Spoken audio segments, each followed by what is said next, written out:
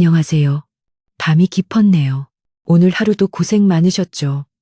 편안하게 쉬면서 오늘 밤 따뜻한 옛날 이야기를 들어보세요. 이 이야기는 내가 아주 오랫동안 마음에 품어온 이야기입니다. 궁궐의 담장에 갇힌 심장이 아니라 편견과 외로움에 갇힌 사람들의 이야기지요. 옛날 옛적에 엄격한 예법이 사람의 숨소리마저 올가매던 어느 시절, 한양의 가장 깊고 화려한 궁궐 구석에 다멀따멸이라는 아이가 있었습니다. 다멀은 이름처럼 맑은 달빛을 담고자 했으나 아이의 삶은 늘 짙은 그늘에 가려져 있었습니다. 아이는 궁궐의 디저트와 차를 만드는 생과방 성과방 소속이었지만 정작 하는 일은 굳은 설거지와 아궁이에 불을 때는 일이 전부였습니다. 아이에게는 숨겨야 할 것이 있었습니다. 바로 왼쪽 손등에 새겨진 푸른 초승달 모양의 반점이었습니다. 사람들은 그것을 귀신의 먹물이라 부르며 불길하다 수군댔습니다. 다멀은 그 손을 가리기 위해 늘 소매를 깊이 잡아당겼고 겨울이면 살을 애는 잿물에 여름이면 뜨거운 불길에 손이 붉게 짓무르면서도 흉측한 반점을 감추기 급급했습니다. 생과방의 공기는 늘 달콤한 향과 쓴 약재 냄새로 가득했지만 다멀에게 허락된 것은 퀴퀴한 새 냄새와 무쇠 솥의 비린내뿐이었습니다. 어린 나인들은 제 할 일을 다멀에게 미루기 일쑤였. 심심하면 그 손으로 떡을 만지면 떡이 쉰다더라 하며 짓궂게 놀려댔습니다. 다멀은 그저 묵묵히 고개를 숙일 뿐 단 한마디 대꾸도 하지 않았습니다. 그 침묵이 아이가 세상을 견디는 유일한 방법이었습니다. 그러던 어느 싸늘한 늦가을 오후였습니다. 내의원의 모든 권력을 쥐고 있던 제조상궁 조씨가 대비마마의 기침을 다스릴 귀한 약차를 살피러 생과방에 행차했습니다. 조상궁의 날카로운 눈초리에 모두가 숨을 죽인 그때 막 불에서 내린 뜨거운 약차, 사기 그릇을 나르던 어린 나인이 그만 발을 헛디디고 말았습니다. 와장창 소리와 함께 비싼 약차는 바닥으로 쏟아져 당하는 순식간에 얼어붙었습니다. 조상궁의 얼굴이 흉흉하게 일그러지기도 전 다멀은 거의 본능적으로 몸을 날렸습니다. 비싼 마룻바닥이 귀한 약차에 얼룩지는 것을 막아야 한다는 생각, 그리고 넘어진 아이를 보호해야 한다는 생각뿐이었습니다. 다멀은 치맛자락으로 쏟아진 탕약을 미친 듯이 닦아내기 시작했습니다. 바로 그때 급하게 움직이느라 걷어올린 소매 아래로 꽁꽁 감춰두었던 왼쪽 손등의 푸른 반점이 훤히 드러나고 말았습니다. 조상궁은 바닥에 엎드린 다멀의 손등을 보았습니다. 그 순간 상궁의 얼굴은 분노가 아닌 설명할 수 없는 경악과 공포로 흑빛이 되었습니다. 그것은 아주 오래전 자신이 억울한 누명을 씌워 죽음으로 몰아넣었던 한 의녀 인유의 손등에 있던 것과 똑같은 반점이었습니다. 잊고 싶었던 과거의 망령이 눈앞에 나타난 듯 했습니다. 이 더러운 것이 정신이 번쩍 든 조상궁은 이성을 잃고 다멀의 뺨을 거세게 내리쳤습니다. 내년 따위의 부정한 손이 감히 대비마마의 약차를 더럽혀 네가 쏟았구나. 억울함에 눈이 동그래진 다멀이 무언가 말하려 했지만 조상궁은 그럴 틈을 주지 않았습니다. 당장 이 불길한 것을 궁궐에서 치워야 했습니다. 하지만 정식으로 내쫓으면 소문이 날 터 조상궁은 가장 끔찍한 벌을 생각해냈습니다. 불길한 것을 당장 끌어내라. 조상궁은 떨리는 목소리를 감추며 명했습니다. 저것은 궁궐의 물을 흐릴 애군이다. 당장 한양 밖 아무도 찾지 않는 결궁 백궁으로 보내버려라. 그곳 미친 왕자 놈의 수발을 들게 하란 말이다. 미친 왕자 이 안리안. 그곳은 한번 들어가면 시체도 되어 나오지 못한다는 살아있는 지옥이라 불리는 곳이었습니다. 다멀은 영문도 모른 채 그렇게 궁궐의 가장 깊은 어둠 속으로 떠밀려가게 되었습니다. 다머리 별궁에 도착했을 때는 늦가을의 마지막 비가 진눈깨비로 변해가던 을씨년스러운 밤이었습니다. 궁궐에서 쫓겨난 이들을 태우는 낡은 가마는 삐걱거리는 소리를 내며 한양의 성문을 벗어나 한참을 더 달려 인적이 끊긴 산기슭의 낡은 궁에 멈춰섰습니다. 별궁이라 불렸지만 그곳은 화려한 궁궐의 일부가 아니라 버려진 무덤에 가까웠습니다. 지붕의 집단은 반쯤 썩어내렸고 문틈으로는 사람의 온기 대신 곰팡내와 흙냄새가 섞인 찬바람이 스며들었습니다. 암호를 끌고 온 무뚝뚝한 병사들은 아이를 마당 한가운데 밀어넣고는 뒤도 돌아보지 않고 사라졌습니다. 낡은 한복 한 벌과 작은 보따리가 전부인 다멀은 그저 망연히 서 있을 뿐이었습니다. 마중 나온 것은 표정이라곤 찾아볼 수 없는 늙은 하인 두어 명뿐. 그들은 다멀을 힐끗 보더니 헛간이나 다름없는 작은 방으로 안내했습니다. 방 안의 공기는 얼음장 같아 등불조차 없어 창호지를 뚫고 들어오는 희미한 달빛에 의지해야 했습니다. 그날 밤 다멀이 추위와 두려움에 떨며 뜬 눈으로 밤을 지새우던 축시저시 무렵이었습니다. 정적을 깨고 별궁 가장 안쪽 처소에서 짐승의 울부짖음 같은 끔찍한 비명이 터져 나왔습니다. 다멀은 심장이 멎는 듯했습니다. 비명은 그치지 않았습니다. 무언가가 부서지는 소리, 사람들의 다급한 외침, 그리고 약에 취한 듯한 거친 신음소리가 뒤섞여 별궁 전체를 공포로 물들였습니다. 또 시작이군. 겹방의 늙은 하인이 이불 속에서 중얼거리는 소리가 다멀의 귀에도 들렸습니다. 다멀은 문틈으로 내다보았습니다. 늙은 어이 위 하나가 허둥지둥 약사발을 들고 왕자의 처소로 뛰어들어갔. 곧이어 역한 약 냄새가 바람을 타고 퍼져나왔습니다. 하지만 그 약 냄새가 진해질수록 왕자의 비명은 더욱 고통스러워졌습니다. 바로 그때였습니다. 다멀의 코가 움찔거렸습니다. 다멀은 다른 이들보다 유난히 예민한 코를 가지고 있었습니다. 그리고 지금 코끝을 찌르는 저 약 냄새는 틀렸다. 다멀의 머릿속에서 누군가 속삭이는 듯했습니다. 저것은 마음을 다스리는 약이 아니었습니다. 불포 위에 기름을 붓는 듯 뜨겁고 탁한 기운이 사람의 정신을 더욱 혼미하게 만드는 냄새였습니다. 아니야. 그러면 안 돼. 다멀은 자신도 모르게 중얼거렸습니다. 그 순간 아주 어릴 적 할머니가 약초를 다듬으며 불러주던 노래가 귓가에 맴돌았습니다. 마음이 거칠어 길을 잃을 땐 땅의 향기로 잠재우거라. 쓴맛이 아닌 맑은 향기로 어루만져라. 다멀은 무엇에 홀린 듯 방문을 박차고 나갔습니다. 칠흑 같은 어둠 속 진눈깨비가 얼굴을 때렸지만 아이는 멈추지 않았습니다. 별궁으로 끌려올 때 가마 안에서 얼핏 보았던 담장 밑에 아무렇게나 자라있던 누런 야생 국화 감국가 생각났습니다. 다멀은 눈과 흙이 뒤섞인 땅을 맨손으로 파헤쳤습니다. 손등의 불은 반점이 얼어붙는 것도 잊은 채 간절하게 뿌리를 찾았습니다. 그리고 부엌으로 달려가 아궁이에 남아있던 불씨를 살리고 늙은 하인이 말려두었던 귤껍질 진피 한 조각을 찾아냈습니다. 작은 약탕관에 물이 끓 다멀이 정성껏 씻은 국화뿌리와 귤껍질을 넣자 방금 전까지 진동하던 역한 탕약 냄새를 밀어내고 맑고 청아한 향기가 피어오르기 시작했습니다. 다멀은 그 뜨거운 탕관을 치마폭에 감싸들고 왕자의 처소로 달렸습니다. 문을 지키던 시위가 칼을 빼들고 막아섰습니다. 어느 안전이라고 하지만 다몰은 물러서지 않았습니다. 제발 비켜주세요. 이대로 두시면 정말 큰일이 납니다. 이 향이 필요하십니다.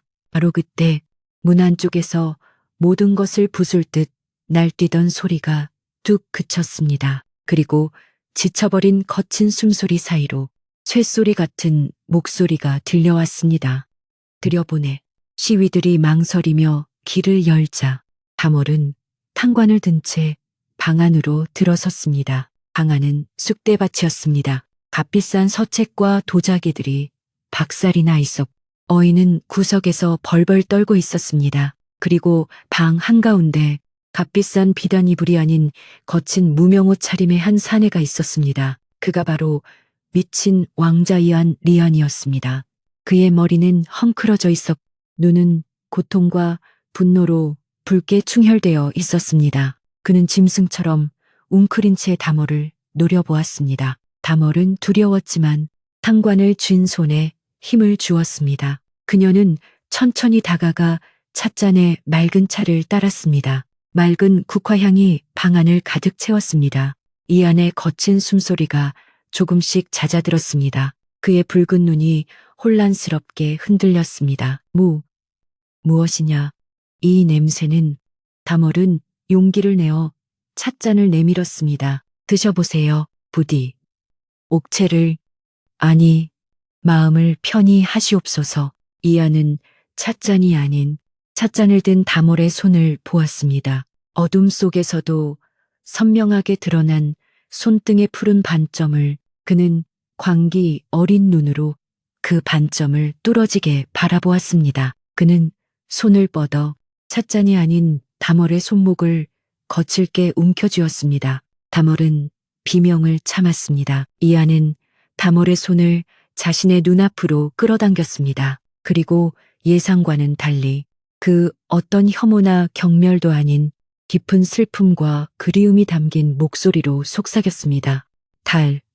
금음달이구나. 그는 넋이 나간 사람처럼 중얼거리고는 다몰의 손에서 찻잔을 받아 단숨에 들이켰습니다. 그리고는 거짓말처럼 그 거대한 몸이 조용히 쓰러지며 깊은 잠에 빠져들었습니다. 수년 만에 처음으로 약에 취한 혼수 상태가 아닌 잠이었습니다. 다음 날 아침 찌뿌둥한 몸을 일으킨 이안은 지끈거리는 머리를 부여잡았습니다. 지난밤의 광란은 희미했지만 코끝에 맴돌던 맑은 향기와 손등의 불은 다른 기이할 정도로 선명했습니다. 그는 늙은 시종을 불렀습니다. 어제 그 계집 다시 차를 가져오라 해라. 별궁의 기나긴 겨울 얼어붙은 왕자의 처소에 처음으로 따뜻한 차 연기가 피어오르기 시작했습니다. 다몰이 가져온 맑은 국화차는 이안의 거친 발작을 잠재웠지만 그의 병이 완전히 나은 것은 아니었습니다. 수년간 겹겹이 쌓인 마음의 병은 그리 쉽게 사라지지 않았습니다. 그는 여전히 악몽에 시달렸고 볕이 잘 드는 대낮에도 불쑥 찾아오는 깊은 우울감에 잠기곤 했습니다. 하지만 별궁의 풍경은 분명히 달라지고 있었습니다. 이안은 더 이상 미친 왕자처럼 울부짖지 않았습니다. 그는 낡은 서책을 꺼내 읽기 시작했고 다몰이 정성껏 끓여낸 차를 마시며 멍하니 창밖을 바라보는 시간이 길어졌습니다. 그들은 많은 대화를 나누지 않았지만 따뜻한 찻잔을 사이에 두고 조용한 교감을 나누었습니다. 이안은 다몰에게 처음으로 자신의 이야기를 꺼냈습니다. 괴물이나 귀신이 나오는 무서운 꿈이 아니었습니다. 그가 꾸는 악몽은 차가운 궁궐의 시선, 뒤에서 수군대는 상궁들의 목소리, 그리고 아무도 자신을 믿어주지 않는다는 처절한 고독감이었습니다. 그는 옥좌에 앉아 계신 아버지 임금의 얼굴조차 기억나지 않는다고, 그저 자신은 이 별궁에 버려진 존재일 뿐이라고 읊조렸습니다. 이안의 목소리는 담담했지만 그 안에 담긴 깊은 슬픔이 다몰의 마음을 울렸습니다. 다몰은 멸시받던 자신의 푸른 손등을 내려다보았습니다. 귀신의 먹물이라 불리던 자신의 손과 미친 왕자라 불리는 그의 처지가 다르지 않다고 느꼈습니다. 이안의 진심 어린 고백에 다몰은 그동안 외면해왔던 자신의 깊은 상처와 마주할 용기를 얻었습니다. 그리고 그녀는 결심했습니다. 단 한 번도 제대로 기억하려 하지 않았던 할머니의 마지막 속삭임을 떠올리기로 했습니다. 그것은 단순한 기억이 아니었습니다. 그녀의 피 속에 흐르는 잊힌 약속이었습니다. 다몰은 늙은 하인을 통해 이안에게 조심스럽게 청했습니다. 궁궐의 약재 창고 내의원에서만 구할 수 있는 귀한 약재들이 필요하다고 했습니다. 백봉령 박프링, 산조인, 산조인, 그리고 원지, 윤지 모두 마음을 안정시키고 정신을 맑게 하는 신성한 약재들이었습니다. 이안은 반신반의했지만 다몰의 진지한 눈빛을 보고는 자신의 옥패를 내주며 비밀리에 약재를 구해오도록 명했습니다. 며칠 후 다몰은 결궁의 작은 부엌에서 꼬박 사흘 밤낮을 탕약과 씨름했습니다. 그것은 이제까지의 맑은 차가 아니었습니다. 할머니가 알려준 대로 약재를 술에 씻고 덮고 찌고 말리기를 반복했습니다. 그녀의 온 정성을 다한 안신정심차, 안신딩심차. 바로 조상궁이 그토록 손에 넣고 싶어 했던 진정한 비방비펑이었습니다. 맑은 탕약이 끓어오르자 이전에 맡아본 적 없는 깊고도 청아한 향기가 별궁 전체를 감쌌습니다. 그것은 마치 이른 새벽 안개 낀 소나무 숲을 거니는 듯한 향기였습니다. 다몰은 떨리는 손으로 이안에게 찻잔을 올렸습니다. 이안은 한 모금 마신 뒤 그대로 눈을 감았습니다. 그리고 그의 뺨을 타고 뜨거운 눈물 한 줄기가 흘러내렸습니다. 수년간 자신을 짓누르던 검은 안개가 걷히는 기분이었습니다. 머릿속이 얼음처럼 차갑고 명료해졌습니다. 그는 찻잔을 든 채 경이로움에 가득 찬 눈으로 다몰을 바라보았습니다. 이것은 단순한 차가 아니다. 내 정신이 돌아온 기분이다. 넌 대체 어떻게 이 차를 이안의 목소리가 떨렸습니다. 이 비방은 10년 전 억울하게 돌아가신 내 의원 의녀만이 알고 있던 것이라 들었다. 다몰은 더 이상 숨기지 않았습니다. 그녀는 찻잔을 든 손을 내보이며 그 앞에 조용히 무릎을 꿇었습니다. 왼쪽 손등에 푸른 반점이 선명했습니다. 전하, 그 의녀가 죄인의 누명을 쓰고 돌아가신 그분이 저의 할머니시옵니다. 그녀는 자신의 가문에 내려진 주홍글씨와 멸시받으며 살아온 세월을 담담히 고백했습니다. 이안의 총명한 눈이 모든 것을 꿰뚫어 보았습니다. 억울하게 희생된 의녀, 그 비방을 훔치려던 자, 그리고 미친 왕자라는 오명 속에 자신을 가두려던 세력, 모든 조각이 맞춰졌습니다. 바로 그때였습니다. 마치 이 순간을 기다렸다는 듯 조상궁이 기세등등하게 별궁의 문을 열고 들이닥쳤습니다. 왕자가 기적적으로 회복하고 있다는 소문이 그녀의 귀에 들어간 것이었습니다. 그것은 그녀의 권력을 송두리째 흔들 수 있는 최악의 소식이었습니다. 조상궁은 방 안에 들어서자마자 아직 가시지 않은 안신정심차의 향기를 맡았습니다. 그녀의 얼굴이 경악으로 하얗게 질렸습니다. 그토록 원했지만 결코 재현해내지 못했 바로 그 향기였습니다. 그녀의 눈이 찻잔을 들고 있는 다몰, 그리고 다몰의 손등에 있는 푸른 반점에 고정되었습니다. 역적의 후손이 조상궁은 순간 이성을 잃었습니다. 네, 내년이었구나.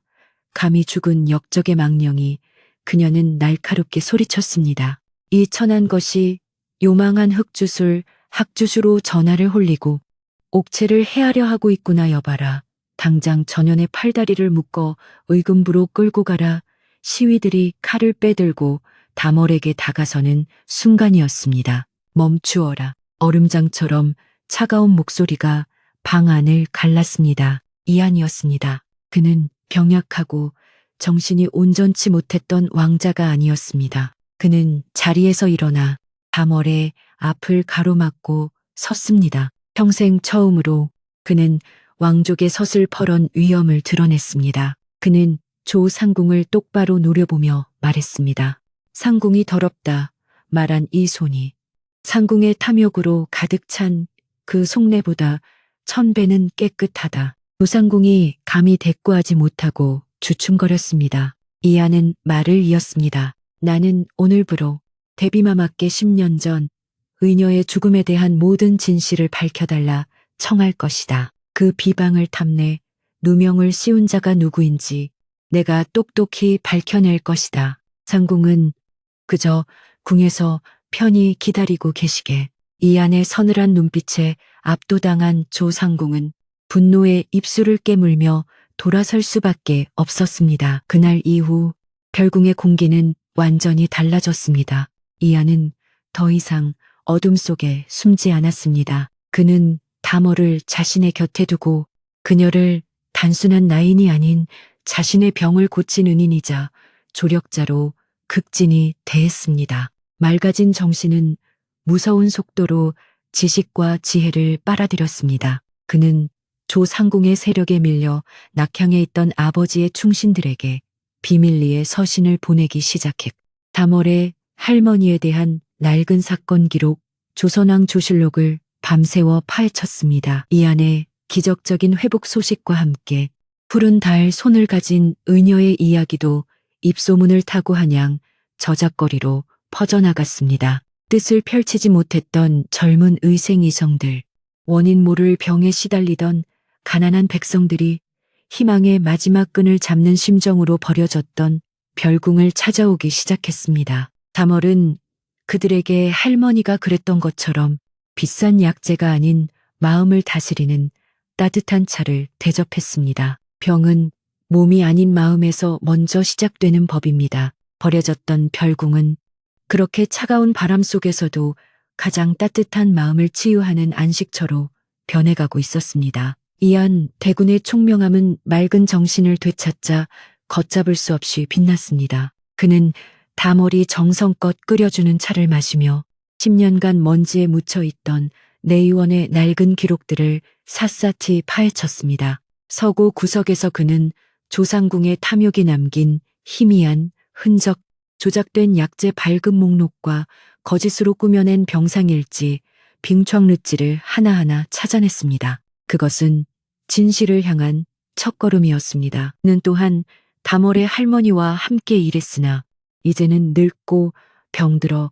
궁궐의 가장 후미진 곳으로 밀려난 늙은 의녀들을 비밀리에 수소문했습니다. 그들은 조상궁의 서슬퍼런 위세가 두려워 10년간 진실을 가슴에 묻고 벙어리처럼 살아온 이들이었습니다. 이안 대군은 그들의 얼어붙은 손을 따뜻하게 잡아주며 더 이상 두려워하지 말고 진실을 말해줄 것을 간곡히 청했습니다. 마침내 모든 증거가 모였습니다. 이안 대군은 수년 만에 처음으로 왕족의 위엄을 갖춘 골룡포 일용파를 임금이 계신 정전 정殿으로 향했습니다. 쇠약하고 미쳤다고만 생각했던 아들의 총명하고 당당한 모습에 임금 주상은 놀라움과 미안함을 금치 못했습니다.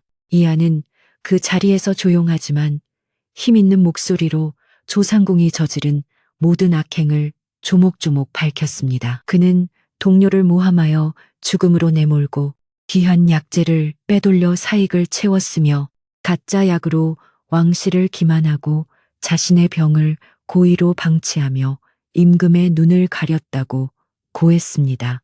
늙은 의녀들의 눈물 어린 증언이 뒤따랐습니다. 진실은 어둠을 뚫고 솟아오르는 아침 해처럼 선명했고 그 누구도 감히 그것을 가릴 수 없었습니다. 임금은 아들을 오해하고 그 고통을 외면했던 자신을 책망하며 크게 진노했습니다.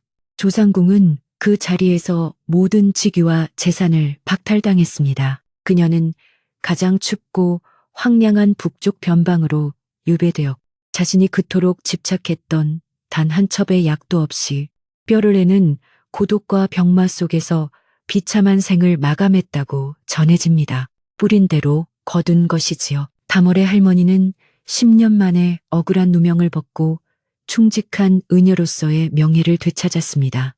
임금은 이안 대군에게 깊은 미안함과 고마움을 전하며 당장 궁궐로 돌아와 자신의 곁에서 국사를 보필하라고 명했습니다. 으리으리한 새 처소와 수백 명의 시종을 약속했습니다. 하지만 이안은 옥자의 그림자가 드리운 그곳을 바라보며 조용히 고개를 저었습니다. 그는 대신 아무도 찾지 않던 저주받았다 불리던 그 별궁을 자신에게 달라고 청했습니다. 소자는 부귀영화도 권세도 원치 않사옵니다. 다만 저 아이와 함께 저주받은 이 별궁을 버림받고 병든 백성들을 위한 해민서, 회민슈로 만들고 싶사옵니다.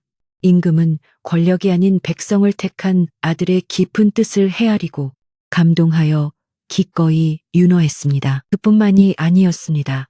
임금은 천한 나인의 신분이라는 대신들의 반대를 무릅쓰고 담월을 이안 대군의 정식 배필로 맞이하도록 허락하는 파격적인 어명 유명을 내렸습니다. 핏줄이나 신분이 아닌 진심과 능력이 사람을 구하는 것임을 인정한 것입니다. 시간은 흘러 얼어붙었던 땅을 녹이는 따스한 봄이 찾아왔습니다. 한때 미친 왕자의 감옥이라 불리며 모두가 외면하던 별궁은 이제 가난하고 병든 백성들의 마지막 희망이 되는 은혜의 집 해민서가 되었습니다. 이안대군은 더 이상 병약하지 않은 건강한 모습으로 곁이 잘 드는 툇마루에 앉아 그를 모르는 마을 사람들에게 다정하게 책을 읽어주고 있었습니다. 마당 한쪽에서는 다몰이 커다란 가마솥에 구수한 된장국을 끓이고 있었습니다. 그녀는 더 이상 자신의 왼쪽 손등을 부끄러워하며 감추지 않았습니다. 이제 사람들은 그녀의 푸른 반점을 상처를 어루만지는 달림손이라 부르며 깊이 존경했습니다.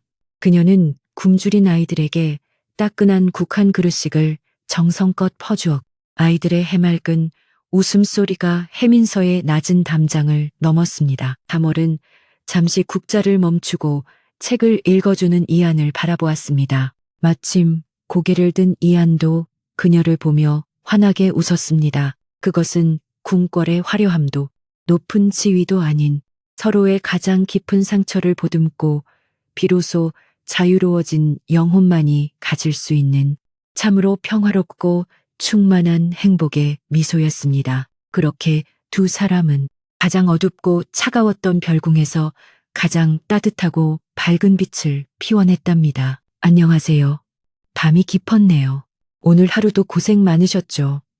편안하게 쉬면서 오늘 밤 따뜻한 옛날 이야기를 들어보세요. 이 이야기는 내가 아주 오랫동안 마음에 품어온 이야기입니다. 궁궐의 담장에 갇힌 심장이 아니라 편견과 외로움에 갇힌 사람들의 이야기지요. 옛날 옛적에 엄격한 예법이 사람의 숨소리마저 올가매던 어느 시절, 한양의 가장 깊고 화려한 궁궐 구석에 다멀따멸이라는 아이가 있었습니다. 다멀은 이름처럼 맑은 달빛을 담고자 했으나 아이의 삶은 늘 짙은 그늘에 가려져 있었습니다. 아이는 궁궐의 디저트와 차를 만드는 생과방 성과방 소속이었지만 정작 하는 일은 굳은 설거지와 아궁이에 불을 때는 일이 전부였습니다. 아이에게는 숨겨야 할 것이 있었습니다. 바로 왼쪽 손등에 새겨진 푸른 초승달 모양의 반점이었습니다.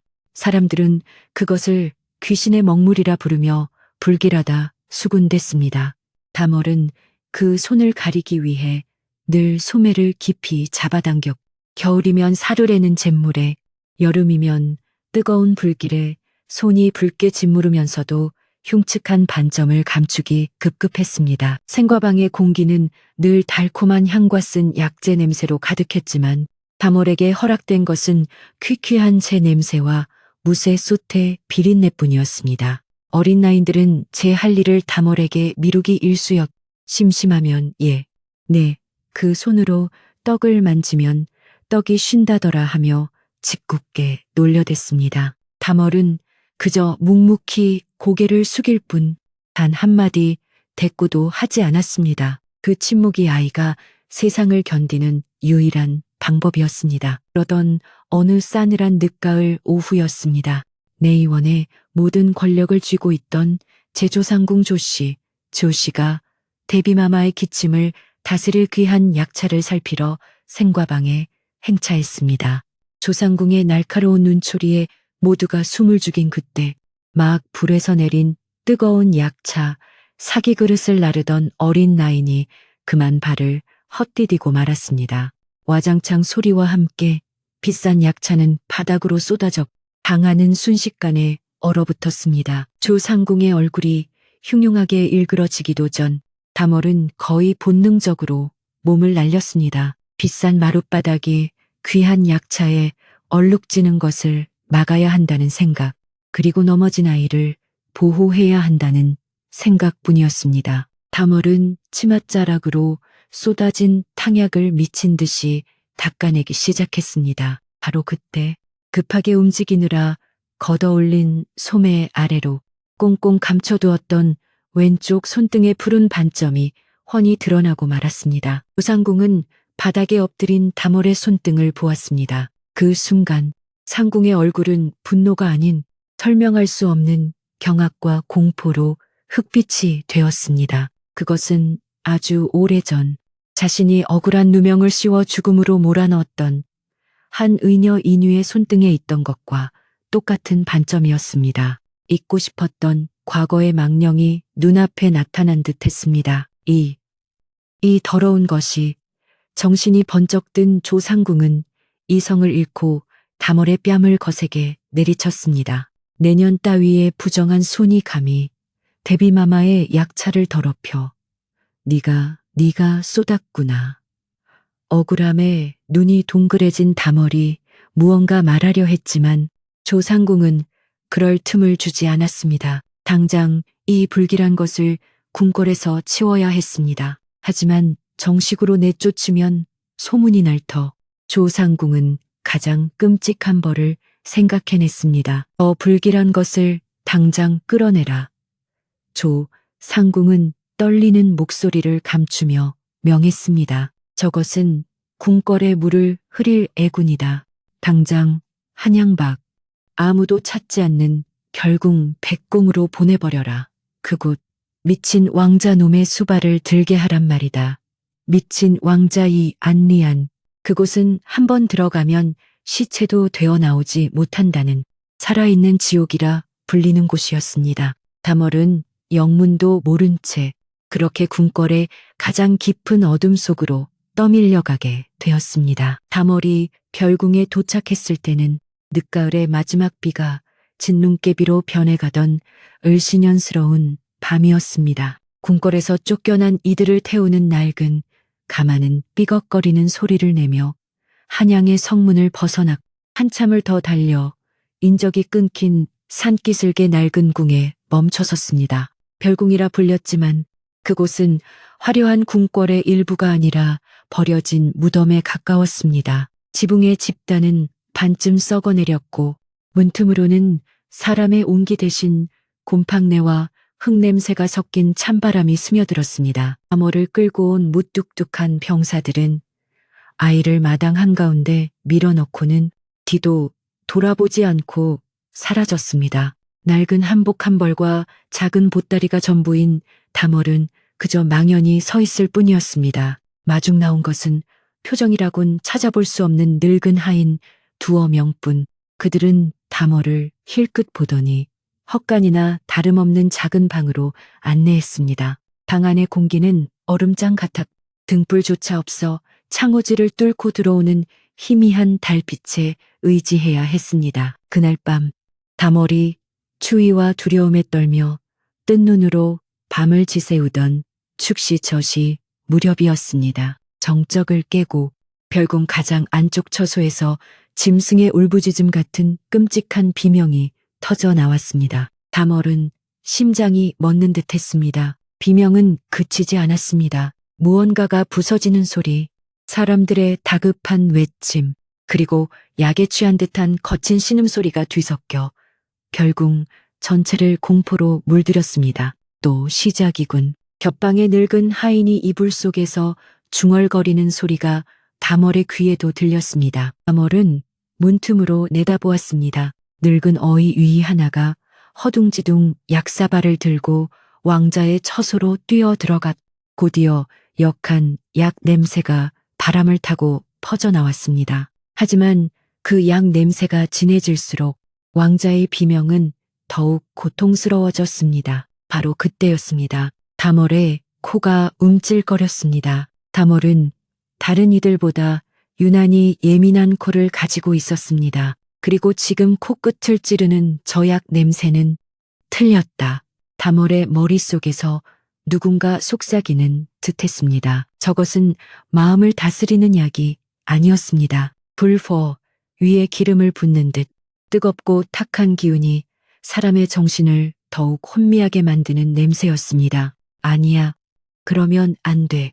다멀은 자신도 모르게 중얼거렸습니다. 그 순간 아주 어릴 적 할머니가 약초를 다듬으며 불러주던 노래가 귓가에 맴돌았습니다. 마음이 거칠어 길을 잃을 땐 땅의 향기로 잠재우거라. 쓴맛이 아닌 맑은 향기로 어루만져라.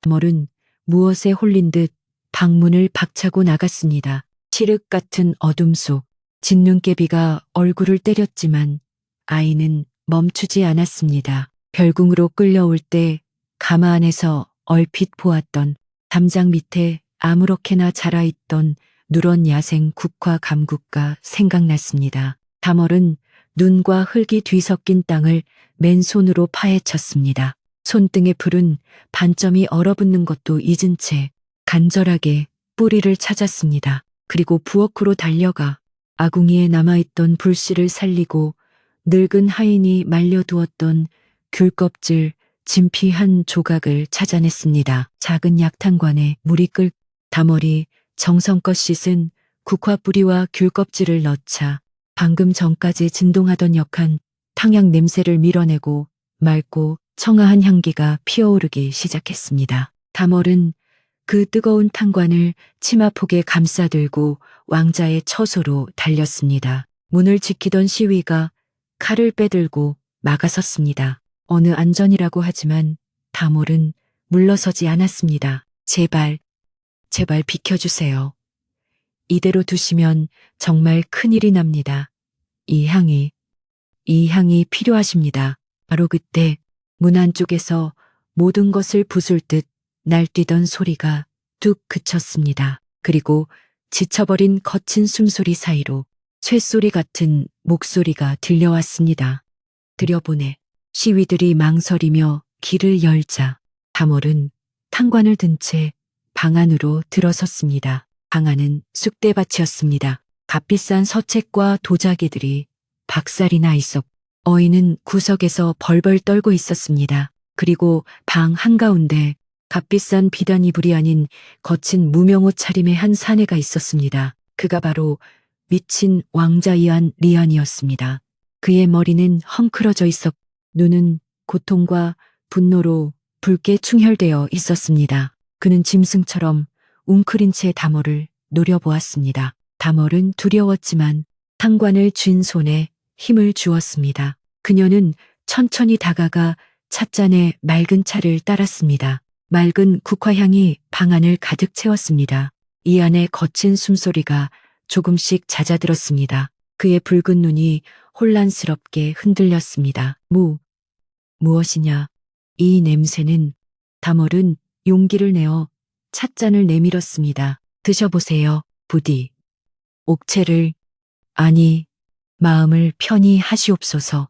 이안은 찻잔이 아닌 찻잔을 든 다몰의 손을 보았습니다. 어둠 속에서도 선명하게 드러난 손등의 푸른 반점을 그는 광기 어린 눈으로 그 반점을 뚫어지게 바라보았습니다. 그는 손을 뻗어 찻잔이 아닌 다몰의 손목을 거칠게 움켜쥐었습니다. 다몰은 비명을 참았습니다. 이안은 다몰의 손을 자신의 눈앞으로 끌어당겼습니다. 그리고 예상과는 달리 그 어떤 혐오나 경멸도 아닌 깊은 슬픔과 그리움이 담긴 목소리로 속삭였습니다. 달이구나. 그는 넋이 나간 사람처럼 중얼거리고는 다몰의 손에서 찻잔을 받아 단숨에 들이켰습니다. 그리고는 거짓말처럼 그 거대한 몸이 조용히 쓰러지며 깊은 잠에 빠져들었습니다. 수년 만에 처음으로 약에 취한 혼수 상태가 아닌 잠이었습니다. 다음 날 아침 찌뿌둥한 몸을 일으킨 이하는 지끈거리는 머리를 부여잡았습니다. 지난밤의 광란은 희미했지만 코끝에 맴돌던 맑은 향기와 손등의 풀은 다른 기이할 정도로 선명했습니다. 그는 늙은 시종을 불렀습니다. 어제 그 계집 다시 차를 가져오라 해라. 별궁의 기나긴 겨울 얼어붙은 왕자의 처소에 처음으로 따뜻한 차 연기가 피어오르기 시작했습니다. 다머리 가져온 맑은 국화차는 이안의 거친 발작을 잠재웠지만 그의 병이 완전히 나은 것은 아니었습니다. 수년간 겹겹이 쌓인 마음의 병은 그리 쉽게 사라지지 않았습니다. 그는 여전히 악몽에 시달려 볕이 잘 드는 대낮에도 불쑥 찾아오는 깊은 우울감에 잠기곤 했습니다. 하지만 별궁의 풍경은 분명히 달라지고 있었습니다. 이안은 더 이상 미친 왕자처럼 울부짖지 않았습니다. 그는 낡은 서책을 꺼내 읽기 시작했고 다머리 정성껏 끓여낸 차를 마시며 멍하니 창밖을 바라보는 시간이 길어졌습니다. 그들은 많은 대화를 나누지 않았지만 따뜻한 찻잔을 사이에 두고 조용한 교감을 나누었습니다. 이안은 다멀에게 처음으로 자신의 이야기를 꺼냈습니다. 괴물이나 귀신이 나오는 무서운 꿈이 아니었습니다. 그가 꾸는 악몽은 차가운 궁궐의 시선, 뒤에서 수군대는 상궁들의 목소리, 그리고 아무도 자신을 믿어주지 않는다는 처절한 고독감이었습니다. 그는 옥좌에 앉아 계신 아버지 임금의 얼굴조차 기억나지 않는다고, 그저 자신은 이 별궁에 버려진 존재일 뿐이라고 읊조렸습니다. 이안의 목소리는 담담했지만 그 안에 담긴 깊은 슬픔이 다멀의 마음을 울렸습니다. 다멀은 멸시받던 자신의 푸른 손등을 내려다보았습니다. 귀신의 먹물이라 불리던 자신의 손과 미친 왕자라 불리는 그의 처지가 다르지 않다고 느꼈습니다. 이안의 진심 어린 고백에 다멀은 그동안 외면해왔던 자신의 깊은 상처와 마주할 용기를 얻었습니다. 그리고 그녀는 결심했습니다. 단 한 번도 제대로 기억하려 하지 않았던 할머니의 마지막 속삭임을 떠올리기로 했습니다. 그것은 단순한 기억이 아니었습니다. 그녀의 피 속에 흐르는 잊힌 약속이었습니다. 다몰은 늙은 하인을 통해 이안에게 조심스럽게 청했습니다. 궁궐의 약재 창고 내의원에서만 구할 수 있는 귀한 약재들이 필요하다고 했습니다. 백북령 박후링, 산조인, 산조인, 그리고 원지, 윤지 모두 마음을 안정시키고 정신을 맑게 하는 신성한 약재들이었습니다. 이안은 반신반의했지만 다몰의 진지한 눈빛을 보고는 자신의 옥패를 내주며 비밀리에 약재를 구해오도록 명했습니다. 며칠 후 다몰은 별궁의 작은 부엌에서 꼬박 사흘 밤낮을 탕약과 씨름했습니다. 그것은 이제까지의 맑은 차가 아니었습니다. 할머니가 알려준 대로 약재를 술에 씻고 덮고 찌고 말리기를 반복했습니다. 그녀의 온 정성을 다한 안신정심차, 안신딩심차.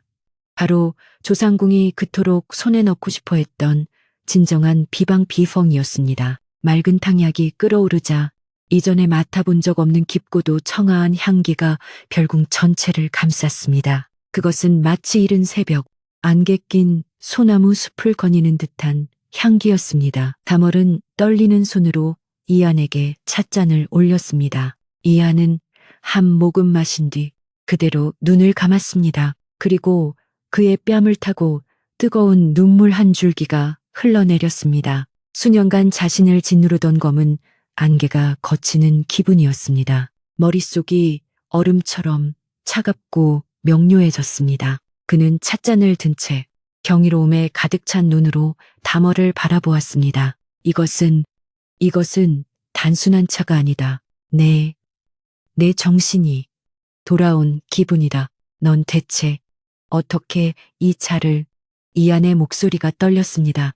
이 비방은 10년 전 억울하게 돌아가신 내 의원 의녀만이 알고 있던 것이라 들었다. 다멀은 더 이상 숨기지 않았습니다. 그녀는 찻잔을 든 손을 내보이며 그 앞에 조용히 무릎을 꿇었습니다. 왼쪽 손등에 푸른 반점이 선명했습니다. 전하, 그 의녀가 죄인의 누명을 쓰고 돌아가신 그분이 저의 할머니시옵니다. 그녀는 자신의 가문에 내려진 주홍 글씨와 멸시받으며 살아온 세월을 담담히 고백했습니다. 이 안에 총명한 눈이 모든 것을 꿰뚫어 보았습니다. 억울하게 희생된 의녀, 그 비방을 훔치려던 자, 그리고 미친 왕자라는 오명 속에 자신을 가두려던 세력, 모든 조각이 맞춰졌습니다. 바로 그때였습니다. 마치 이 순간을 기다렸다는 듯 조상궁이 기세등등하게 별궁의 문을 열고 들이닥쳤습니다. 왕자가 기적적으로 회복하고 있다는 소문이 그녀의 귀에 들어간 것이었습니다. 그것은 그녀의 권력을 송두리째 흔들 수 있는 최악의 소식이었습니다. 조상궁은 방 안에 들어서자마자 아직 가시지 않은 안신정심차의 향기를 맡았습니다. 그녀의 얼굴이 경악으로 하얗게 질렸습니다. 그토록 원했지만 결코 재현해내지 못했 바로 그 향기였습니다. 그녀의 눈이 찻잔을 들고 있는 다멀, 그리고 다멀의 손등에 있는 푸른 반점에 고정되었습니다. 역적의 후손이 조상궁은 순간 이성을 잃었습니다. 네, 내년이었구나. 감히 죽은 역적의 망령이 그녀는 날카롭게 소리쳤습니다. 이 천한 것이 요망한 흑주술, 학주수로 전하를 홀리고 옥체를 해하려 하고 있구나 여봐라. 당장 전연의 팔다리를 묶어 의금부로 끌고 가라.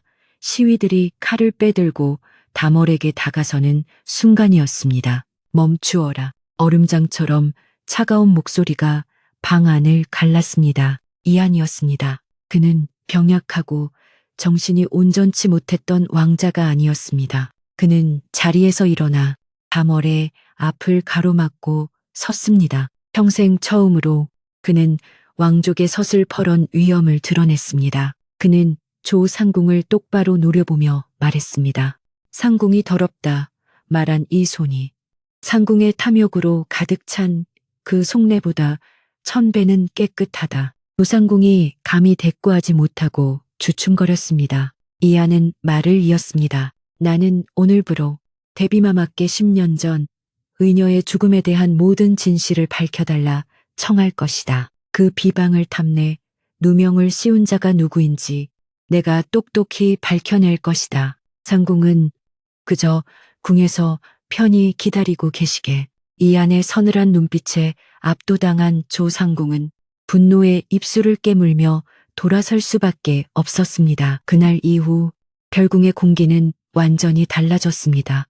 이안은 더 이상 어둠 속에 숨지 않았습니다. 그는 다멀을 자신의 곁에 두고 그녀를 단순한 나인이 아닌 자신의 병을 고친 은인이자 조력자로 극진히 대했습니다. 맑아진 정신은 무서운 속도로 지식과 지혜를 빨아들였습니다. 그는 조상궁의 세력에 밀려 낙향에 있던 아버지의 충신들에게 비밀리에 서신을 보내기 시작했고 다멀의 할머니에 대한 낡은 사건 기록 조선왕 조실록을 밤새워 파헤쳤습니다. 이 안에 기적적인 회복 소식과 함께 푸른 달 손을 가진 의녀의 이야기도 입소문을 타고 한양 저작거리로 퍼져나갔습니다. 뜻을 펼치지 못했던 젊은 의생이성들, 원인 모를 병에 시달리던 가난한 백성들이 희망의 마지막 끈을 잡는 심정으로 버려졌던 별궁을 찾아오기 시작했습니다. 다멀은 그들에게 할머니가 그랬던 것처럼 비싼 약재가 아닌 마음을 다스리는 따뜻한 차를 대접했습니다. 병은 몸이 아닌 마음에서 먼저 시작되는 법입니다. 버려졌던 별궁은 그렇게 차가운 바람 속에서도 가장 따뜻한 마음을 치유하는 안식처로 변해가고 있었습니다. 이안 대군의 총명함은 맑은 정신을 되찾자 걷잡을 수 없이 빛났습니다. 그는 다멀이 정성껏 끓여주는 차를 마시며 10년간 먼지에 묻혀있던 내의원의 낡은 기록들을 샅샅이 파헤쳤습니다. 서고 구석에서 그는 조상궁의 탐욕이 남긴 희미한 흔적, 조작된 약재 발급 목록과 거짓으로 꾸며낸 병상일지, 빙청르지를 하나하나 찾아냈습니다. 그것은 진실을 향한 첫걸음이었습니다. 그는 또한 다몰의 할머니와 함께 일했으나 이제는 늙고 병들어 궁궐의 가장 후미진 곳으로 밀려난 늙은 의녀들을 비밀리에 수소문했습니다. 그들은 조상궁의 서슬퍼런 위세가 두려워 10년간 진실을 가슴에 묻고 벙어리처럼 살아온 이들이었습니다. 이안 대군은 그들의 얼어붙은 손을 따뜻하게 잡아주며 더 이상 두려워하지 말고 진실을 말해줄 것을 간곡히 청했습니다. 마침내 모든 증거가 모였습니다. 이안 대군은 수년 만에 처음으로 왕족의 위엄을 갖춘 골룡포 일용파를 임금이 계신 정전 정殿으로 향했습니다. 쇠약하고 미쳤다고만 생각했던 아들의 총명하고 당당한 모습에 임금 주상은 놀라움과 미안함을 금치 못했습니다. 이안은 그 자리에서 조용하지만 힘있는 목소리로 조상궁이 저지른 모든 악행을 조목조목 밝혔습니다. 그는 동료를 모함하여 죽음으로 내몰고 귀한 약재를 빼돌려 사익을 채웠으며 가짜 약으로 왕실을 기만하고 자신의 병을 고의로 방치하며 임금의 눈을 가렸다고 고했습니다. 늙은 의녀들의 눈물 어린 증언이 뒤따랐습니다. 진실은 어둠을 뚫고 솟아오르는 아침 해처럼 선명했. 그 누구도 감히 그것을 가릴 수 없었습니다. 임금은 아들을 오해하고 그 고통을 외면했던 자신을 책망하며 크게 진노했습니다. 조상궁은 그 자리에서 모든 직위와 재산을 박탈당했습니다. 그녀는 가장 춥고 황량한 북쪽 변방으로 유배되어 자신이 그토록 집착했던 단 한 첩의 약도 없이 뼈를 내는 고독과 병마 속에서 비참한 생을 마감했다고 전해집니다. 뿌린 대로 거둔 것이지요. 다몰의 할머니는 10년 만에 억울한 누명을 벗고 충직한 의녀로서의 명예를 되찾았습니다. 임금은 이안 대군에게 깊은 미안함과 고마움을 전하며 당장 궁궐로 돌아와 자신의 곁에서 국사를 보필하라고 명했습니다. 으리으리한 새 처소와 수백 명의 시종을 약속했습니다. 하지만 이안은 옥자의 그림자가 드리운 그곳을 바라보며 조용히 고개를 저었습니다. 그는 대신 아무도 찾지 않던 저주받았다 불리던 그 별궁을 자신에게 달라고 청했습니다. 소자는 부귀영화도 권세도 원치 않사옵니다. 다만 저 아이와 함께 저주받은 이 별궁을 버림받고 병든 백성들을 위한 해민서, 회민슈로 만들고 싶사옵니다. 임금은 권력이 아닌 백성을 택한 아들의 깊은 뜻을 헤아리고 감동하여 기꺼이 윤허했습니다. 그뿐만이 아니었습니다. 임금은 천한 나인의 신분이라는 대신들의 반대를 무릅쓰고 다몰을 이안 대군의 정식 배필로 맞이하도록 허락하는 파격적인 어명 유명을 내렸습니다. 핏줄이나 신분이 아닌 진심과 능력이 사람을 구하는 것임을 인정한 것입니다. 시간은 흘러 얼어붙었던 땅을 녹이는 따스한 봄이 찾아왔습니다.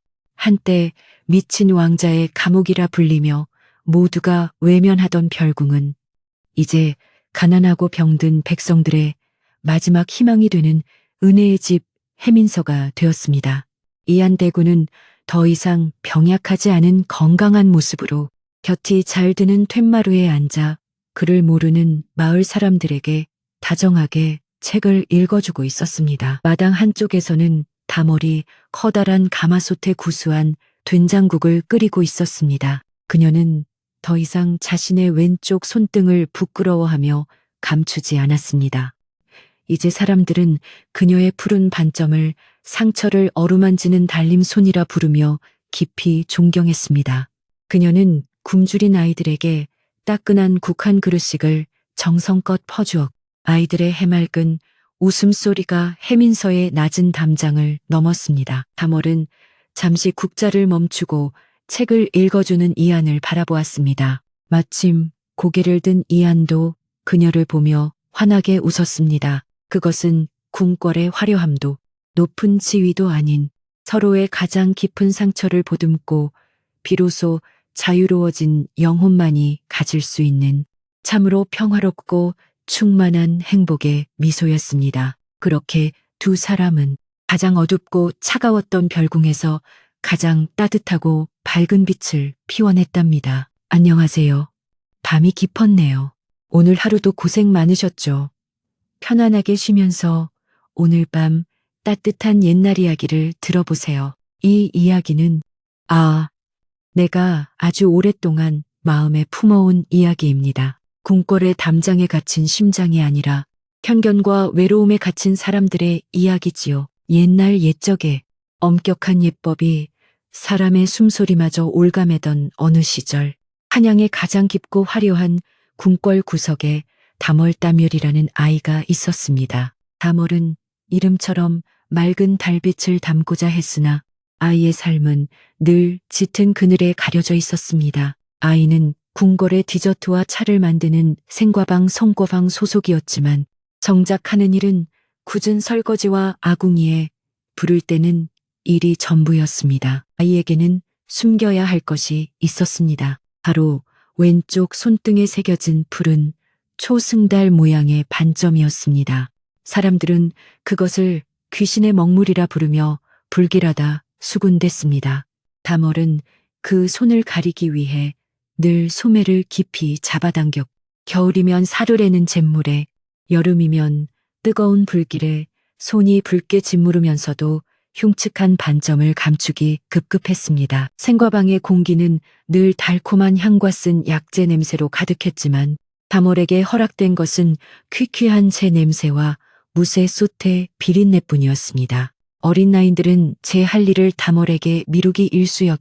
심심하면 그 손으로 떡을 만지면 떡이 쉰다더라 하며 짓궂게 놀려댔습니다. 다멀은 그저 묵묵히 고개를 숙일 뿐 단 한마디 대꾸도 하지 않았습니다. 그 침묵이 아이가 세상을 견디는 유일한 방법이었습니다. 그러던 어느 싸늘한 늦가을 오후였습니다. 내의원의 모든 권력을 쥐고 있던 제조상궁 조씨가 대비마마의 기침을 다스릴 귀한 약차를 살피러 생과방에 행차했습니다. 조상궁의 날카로운 눈초리에 모두가 숨을 죽인 그때 막 불에서 내린 뜨거운 약차, 사기 그릇을 나르던 어린 나인이 그만 발을 헛디디고 말았습니다. 와장창 소리와 함께 비싼 약차는 바닥으로 쏟아져 당하는 순식간에 얼어붙었습니다. 조상궁의 얼굴이 흉흉하게 일그러지기도 전 다멀은 거의 본능적으로 몸을 날렸습니다. 비싼 마룻바닥이 귀한 약차에 얼룩지는 것을 막아야 한다는 생각, 그리고 넘어진 아이를 보호해야 한다는 생각뿐이었습니다. 다멀은 치맛자락으로 쏟아진 탕약을 미친 듯이 닦아내기 시작했습니다. 바로 그때 급하게 움직이느라 걷어올린 소매 아래로 꽁꽁 감춰두었던 왼쪽 손등의 푸른 반점이 훤히 드러나고 말았습니다. 조상궁은 바닥에 엎드린 다멀의 손등을 보았습니다. 그 순간 상궁의 얼굴은 분노가 아닌 설명할 수 없는 경악과 공포로 흑빛이 되었습니다. 그것은 아주 오래전 자신이 억울한 누명을 씌워 죽음으로 몰아넣었던 한 의녀 인유의 손등에 있던 것과 똑같은 반점이었습니다. 잊고 싶었던 과거의 망령이 눈앞에 나타난 듯 했습니다. 이 더러운 것이 정신이 번쩍 든 조상궁은 이성을 잃고 다멀의 뺨을 거세게 내리쳤습니다. 내년 따위의 부정한 손이 감히 대비마마의 약차를 더럽혀 네가 쏟았구나. 억울함에 눈이 동그래진 다멀이 무언가 말하려 했지만 조상궁은 그럴 틈을 주지 않았습니다. 당장 이 불길한 것을 궁궐에서 치워야 했습니다. 하지만 정식으로 내쫓으면 소문이 날 터 조상궁은 가장 끔찍한 벌을 생각해냈습니다. 더 불길한 것을 당장 끌어내라. 조상궁은 떨리는 목소리를 감추며 명했습니다. 저것은 궁궐의 물을 흐릴 애군이다. 당장 한양 밖 아무도 찾지 않는 별궁 백궁으로 보내버려라. 그곳 미친 왕자놈의 수발을 들게 하란 말이다.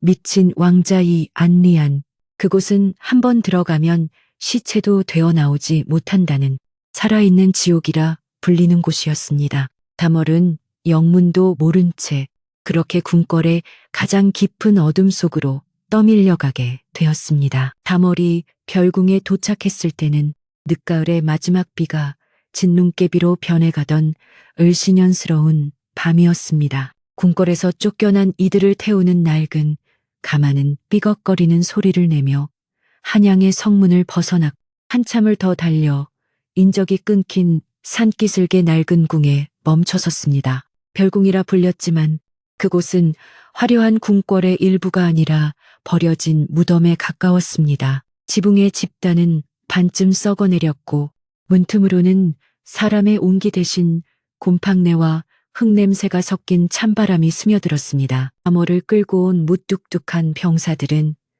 아이를 마당 한가운데 밀어넣고는 뒤도 돌아보지 않고 사라졌습니다. 낡은 한복 한 벌과 작은 보따리가 전부인 다멀은 그저 망연히 서 있을 뿐이었습니다. 마중 나온 것은 표정이라곤 찾아볼 수 없는 늙은 하인 두어 명뿐.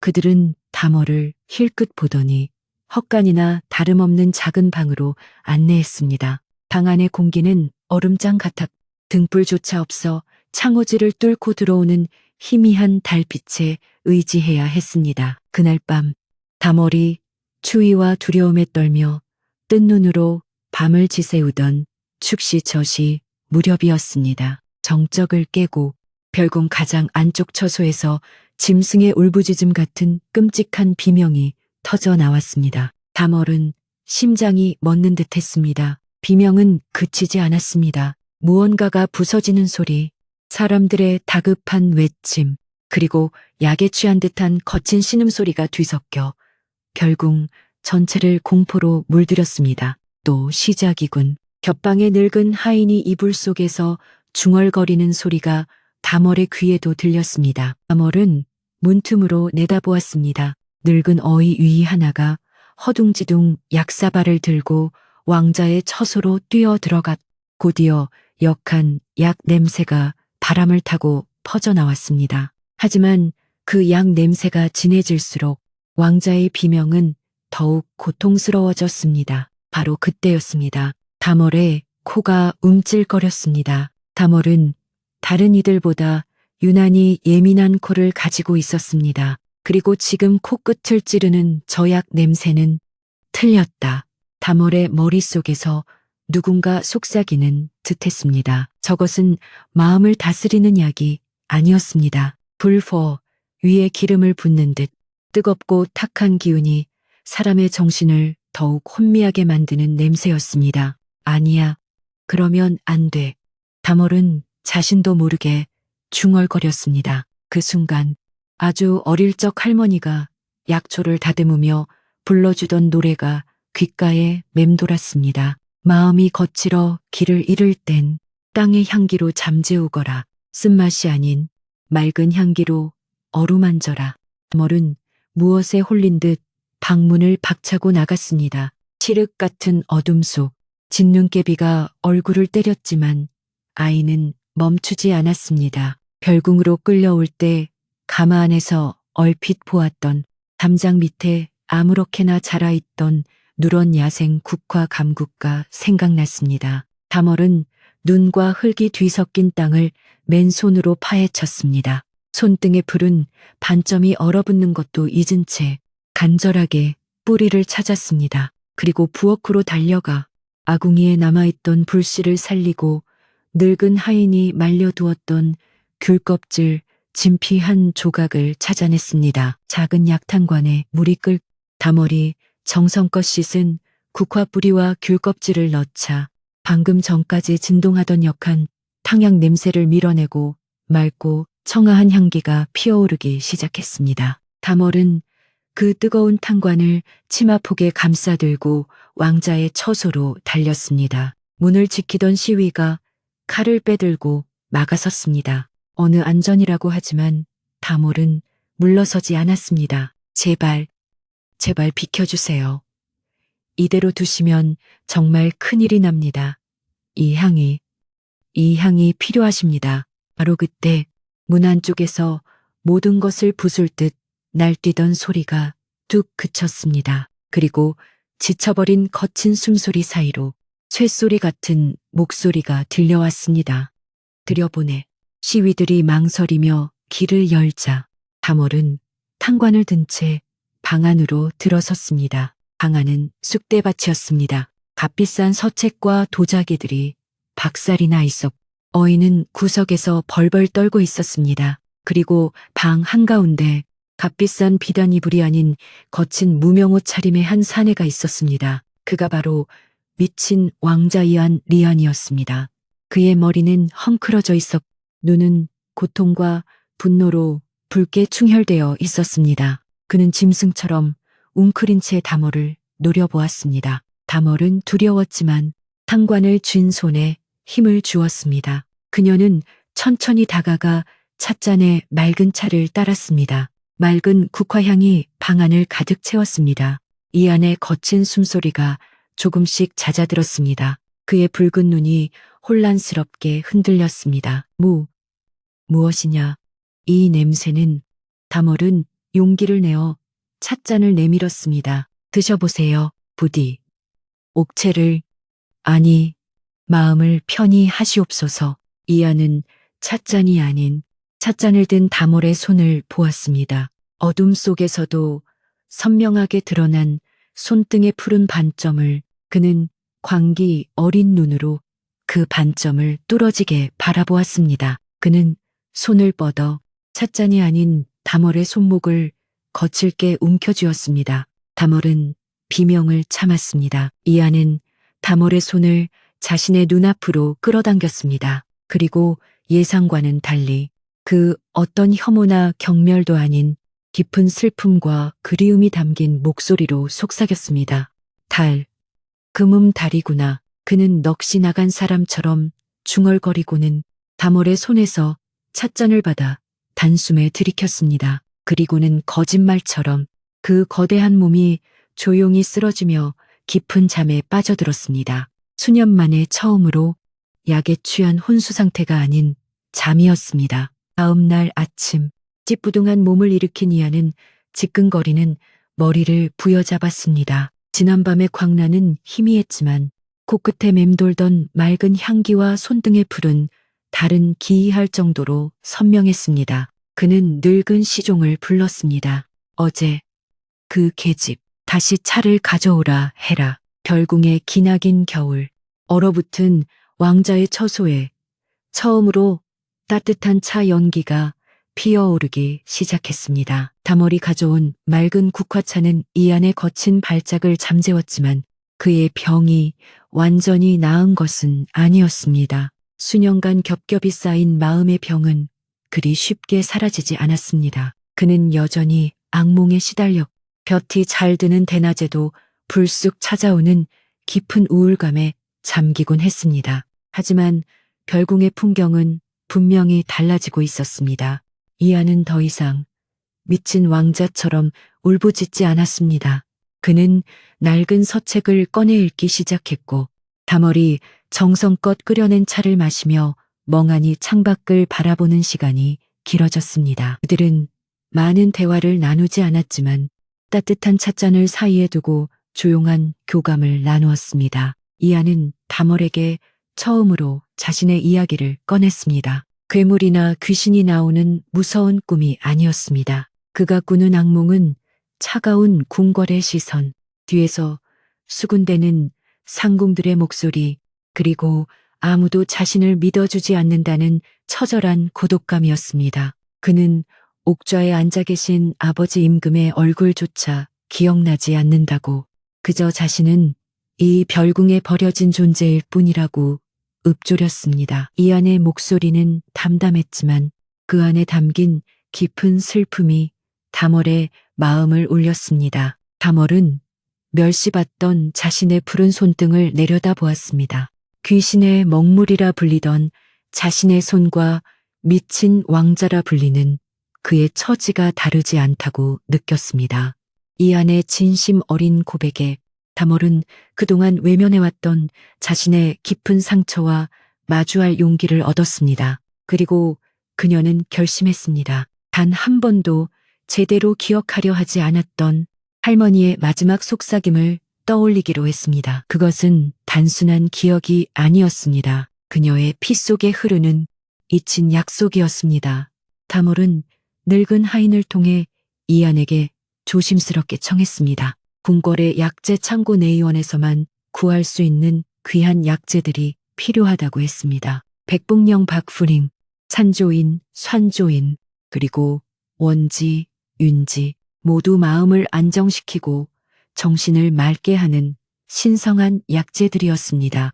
이안은 반신반의했지만 다몰의 진지한 눈빛을 보고는 자신의 옥패를 내주며 비밀리에 약재를 구해오도록 명했습니다. 며칠 후 다몰은 결궁의 작은 부엌에서 꼬박 사흘 밤낮을 탕약과 씨름했습니다. 그것은 이제까지의 맑은 차가 아니었습니다. 할머니가 알려준 대로 약재를 술에 씻고 덮고 찌고 말리기를 반복했습니다. 그녀의 온 정성을 다한 안신정심차, 안신딩심차. 바로 조상궁이 그토록 손에 넣고 싶어 했던 진정한 비방비펑이었습니다. 맑은 탕약이 끓어오르자 이전에 맡아본 적 없는 깊고도 청아한 향기가 별궁 전체를 감쌌습니다. 그것은 마치 이른 새벽, 안개 낀 소나무 숲을 거니는 듯한 향기였습니다. 다몰은 떨리는 손으로 이안에게 찻잔을 올렸습니다. 이안은 한 모금 마신 뒤 그대로 눈을 감았습니다. 그리고 그의 뺨을 타고 뜨거운 눈물 한 줄기가 흘러내렸습니다. 수년간 자신을 짓누르던 검은 안개가 걷히는 기분이었습니다. 머릿속이 얼음처럼 차갑고 명료해졌습니다. 그는 찻잔을 든 채 경이로움에 가득 찬 눈으로 다몰을 바라보았습니다. 이것은 단순한 차가 아니다. 내 정신이 돌아온 기분이다. 넌 대체 어떻게 이 차를 이안의 목소리가 떨렸습니다. 이 비방은 10년 전 억울하게 돌아가신 내 의원 의녀만이 알고 있던 것이라 들었다. 다몰은 더 이상 숨기지 않았습니다. 그녀는 찻잔을 든 손을 내보이며 그 앞에 조용히 무릎을 꿇었습니다. 왼쪽 손등에 푸른 반점이 선명했습니다. 전하, 그 의녀가 죄인의 누명을 쓰고 돌아가신 그분이 저의 할머니시옵니다. 그녀는 자신의 가문에 내려진 주홍글씨와 멸시받으며 살아온 세월을 담담히 고백했습니다. 이안의 총명한 눈이 모든 것을 꿰뚫어 보았습니다. 억울하게 희생된 의녀, 그 비방을 훔치려던 자, 그리고 미친 왕자라는 오명 속에 자신을 가두려던 세력, 모든 조각이 맞춰졌습니다. 바로 그때였습니다. 마치 이 순간을 기다렸다는 듯 조상궁이 기세등등하게 별궁의 문을 열고 들이닥쳤습니다. 왕자가 기적적으로 회복하고 있다는 소문이 그녀의 귀에 들어간 것이었습니다. 그것은 그녀의 권력을 송두리째 흔들 수 있는 최악의 소식이었습니다. 조상궁은 방 안에 들어서자마자 아직 가시지 않은 안신정심차의 향기를 맡았습니다. 그녀의 얼굴이 경악으로 하얗게 질렸습니다. 그토록 원했지만 결코 재현해내지 못했 바로 그 향기였습니다. 그녀의 눈이 찻잔을 들고 있는 다몰, 그리고 다몰의 손등에 있는 푸른 반점에 고정되었습니다. 역적의 후손이 조상궁은 순간 이성을 잃었습니다. 네, 내년이었구나.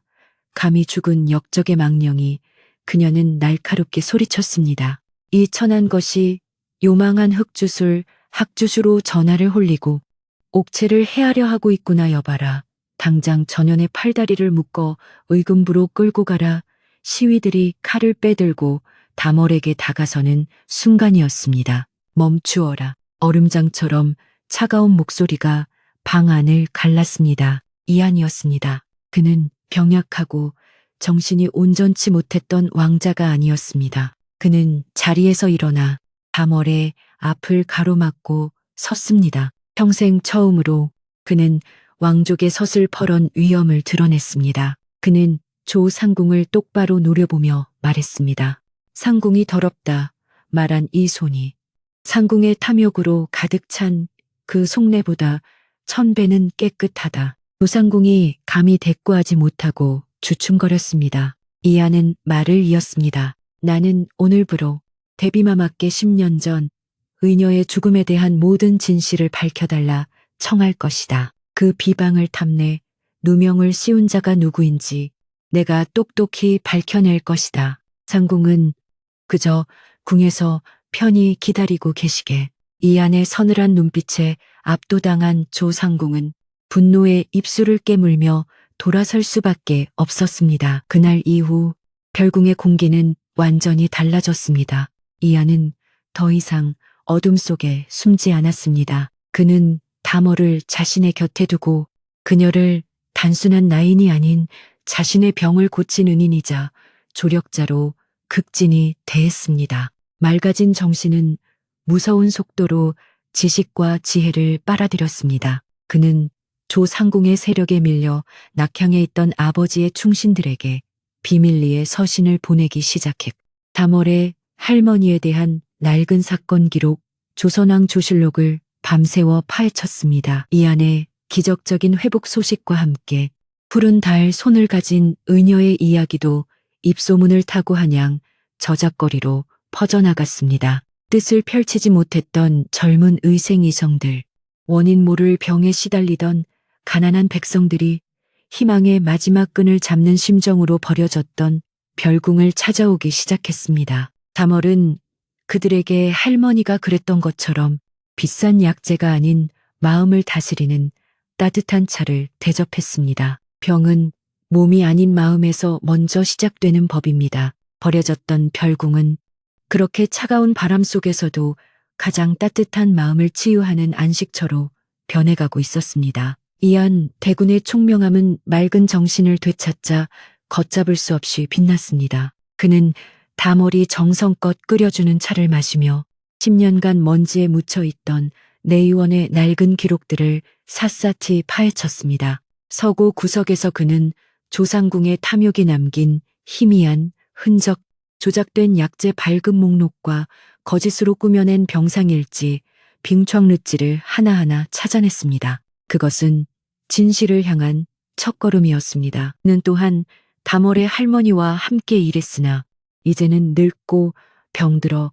궁궐의 가장 후미진 곳으로 밀려난 늙은 의녀들을 비밀리에 수소문했습니다. 그들은 조상궁의 서슬퍼런 위세가 두려워 10년간 진실을 가슴에 묻고 벙어리처럼 살아온 이들이었습니다. 이안 대군은 그들의 얼어붙은 손을 따뜻하게 잡아주며 더 이상 두려워하지 말고 진실을 말해줄 것을 간곡히 청했습니다. 마침내 모든 증거가 모였습니다. 이안 대군은 수년 만에 처음으로 왕족의 위엄을 갖춘 골룡포 일용파를 임금이 계신 정전 정殿으로 향했습니다. 쇠약하고 미쳤다고만 생각했던 아들의 총명하고 당당한 모습에 임금 주상은 놀라움과 미안함을 금치 못했습니다.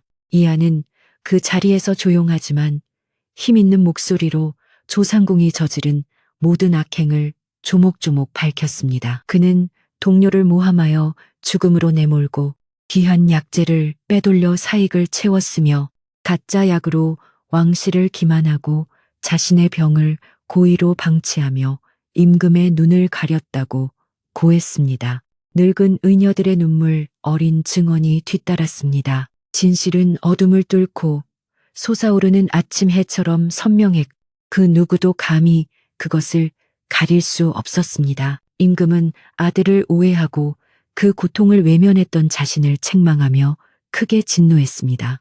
조상궁은 그 자리에서 모든 직위와 재산을 박탈당했습니다. 그녀는 가장 춥고 황량한 북쪽 변방으로 유배되어 자신이 그토록 집착했던 단 한 첩의 약도 없이 뼈를 내는 고독과 병마 속에서 비참한 생을 마감했다고 전해집니다. 뿌린 대로 거둔 것이지요. 다멀의 할머니는 10년 만에 억울한 누명을 벗고 충직한 의녀로서의 명예를 되찾았습니다.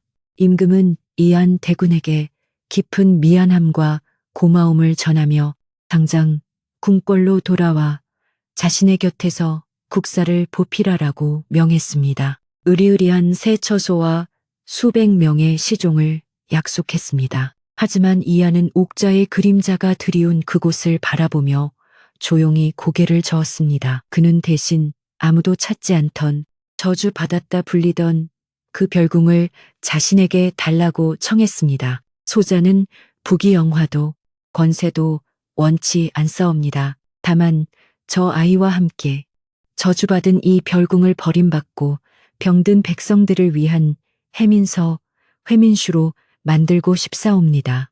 임금은 권력이 아닌 백성을 택한 아들의 깊은 뜻을 헤아리고 감동하여 기꺼이 윤허했습니다. 그뿐만이 아니었습니다. 임금은 천한 나인의 신분이라는 대신들의 반대를 무릅쓰고 담월을 이한 대군의 정식 배필로 맞이하도록 허락하는 파격적인 어명 유명을 내렸습니다. 핏줄이나 신분이 아닌 진심과 능력이 사람을 구하는 것임을 인정한 것입니다. 시간은 흘러 얼어붙었던 땅을 녹이는 따스한 봄이 찾아왔습니다. 한때 미친 왕자의 감옥이라 불리며 모두가 외면하던 별궁은 이제 가난하고 병든 백성들의 마지막 희망이 되는 은혜의 집 해민서가 되었습니다. 이한대군은 더 이상 병약하지 않은 건강한 모습으로 곁이 잘 드는 툇마루에 앉아 그를 모르는 마을 사람들에게 다정하게 책을 읽어주고 있었습니다. 마당 한쪽에서는 다머리 커다란 가마솥에 구수한 된장국을 끓이고 있었습니다. 그녀는 더 이상 자신의 왼쪽 손등을 부끄러워하며 감추지 않았습니다. 이제 사람들은 그녀의 푸른 반점을 상처를 어루만지는 달림손이라 부르며 깊이 존경했습니다. 그녀는 굶주린 아이들에게 따끈한 국 한 그릇씩을 정성껏 퍼주었고 아이들의 해맑은 웃음소리가 해민서의 낮은 담장을 넘었습니다. 다멀은 잠시 국자를 멈추고 책을 읽어주는 이한을 바라보았습니다. 마침 고개를 든 이한도 그녀를 보며 환하게 웃었습니다. 그것은 궁궐의 화려함도 높은 지위도 아닌 서로의 가장 깊은 상처를 보듬고 비로소 자유로워진 영혼만이 가질 수 있는 참으로 평화롭고 충만한 행복의 미소였습니다. 그렇게 두 사람은 가장 어둡고 차가웠던 별궁에서 가장 따뜻하고 밝은 빛을 피워냈답니다.